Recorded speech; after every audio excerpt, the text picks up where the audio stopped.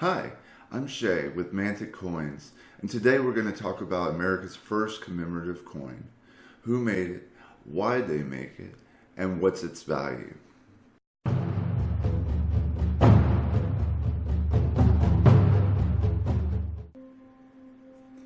Since this is the first American commemorative coin, let's talk about commemoratives for a minute. The United States is one of the first countries to produce a commemorative coin. There was quite a craze for the commemoratives in the 1920s and 30s, with as many as 59 different coins produced between 1893 and 1954. If you count the varieties in dates and mint marks, the number is a staggering 151 coins, and most of those were half dollars.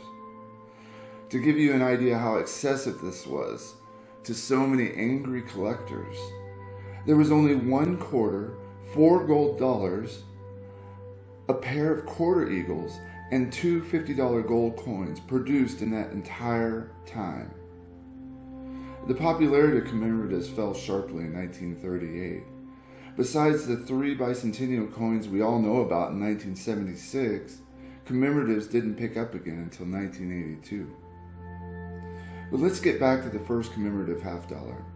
It features a bust of Columbus on the obverse and a Santa Maria above twin globes representing the eastern and western hemispheres on the reverse. The coin was created to celebrate the 400th anniversary of Columbus's arrival in the New World in 1492. And it was also used to help publicize and finance the Columbian Exposition, also known as the Chicago's World Fair, so that it would celebrate this historic anniversary of Columbus's arrival. The exposition didn't open until 1893, so 2 years of the coins were minted, 1892 and 1893. So this coin was the first American coin to depict a historical person. Charles Barber created the original sketches based on a bust of Columbus by artist Ulrich Dunbar, who was commissioned for the project. The public's reaction to the sketches and Columbus's long hair were quite negative, and these sketches were discarded. A design by Olin Warner was then used and modified by Charles Barber in his final sketches that were accepted. Charles Barber's assistant, George T. Morgan, designed the reverse of the coin based on photographs of the caravel to be used as Santa Maria that was produced solely for the exposition. So nearly 400,000 coins were sold for $1 each at the Chicago's World Fair. Half of the coins were minted, and the rest were put into circulation shortly after. Many of the coins were mishandled, and to make things worse, in 1893, it was the start of one of America's worst economic depressions. Many people spent their half dollars just to eat for a day. Over 15,000 businesses closed. Over 500 banks closed. And those banks had everybody's money in them. So it was largely due to the crash in the wheat prices, but it was a terrible depression. On a brighter note, let's talk about the Columbian Exposition, as it was quite a bit of a historical context that you might find interesting. Chicago beat out New York and Washington, D.C. when competing for the location. And it was a perfect way for Chicago to show the world it recovered from the Great Fire of 1871 that had pretty much completely destroyed the city. The park featured the original Ferris wheel, the first moving public walkway, and life-size reproductions of the Nina, Pinta, and Santa Maria caravels, which were jointly created by the U.S. and Spanish governments and sailed from Spain to Chicago before the start of the exposition. Some famous products were introduced during the fair, such as Juicy Fruit Gum, Cream of Wheat, and Pabst Blue Ribbon beer. And there were many famous attendees and speakers, including the notable Helen Keller, as well as Nikola Tesla. The closing of the fair was overshadowed by the assassination of the popular Chicago mayor Carter Harrison Sr., and the park closed its doors in favor of a memorial service for the mayor. The park was open from May to October 1893 and had over 27 million visitors.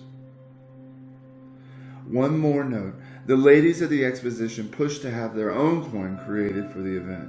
It was the one and only commemorative $quarter featuring Queen Isabella. I can do a video on that in the future.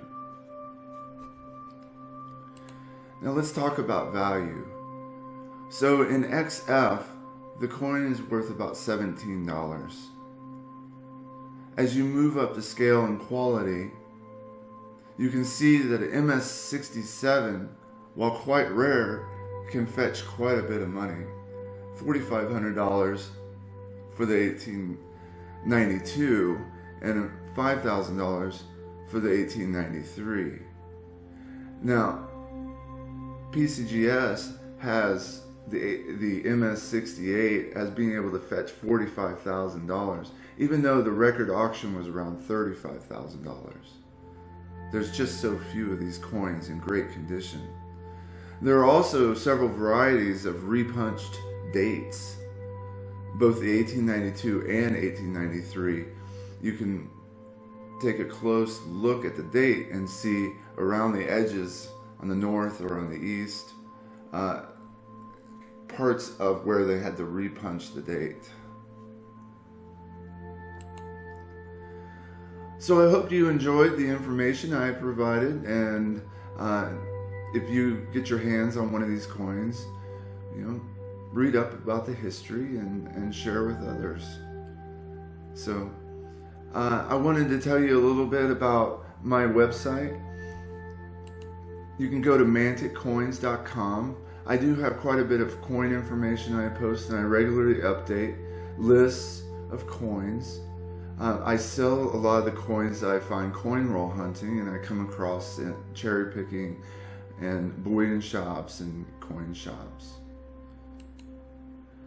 You can see some of the pages that I have here. I keep track of who's doing YouTube videos on a regular basis and having live streams.